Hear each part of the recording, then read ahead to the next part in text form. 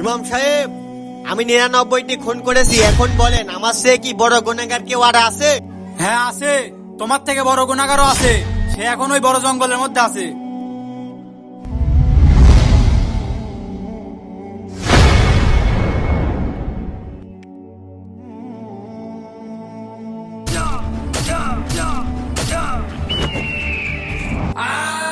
ইমাম সাহেব, আমি তো ওকেও মেরে ফেলে দিছি, এখন বলেন আমার সে কি আর কেউ বড় গুনাহগার আছে?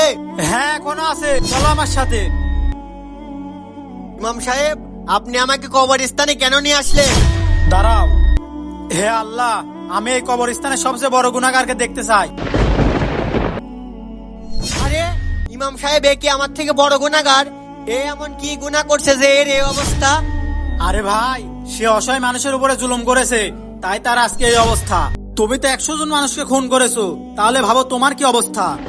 এখনো সময় আছে, তুমি আল্লাহর কাছে তওবা করো। তওবাকারীদেরকে আল্লাহ তাআলা মাফ করে দেন। এইরকম আরো ভিডিও পেতে চ্যানেলটি সাবস্ক্রাইব করুন।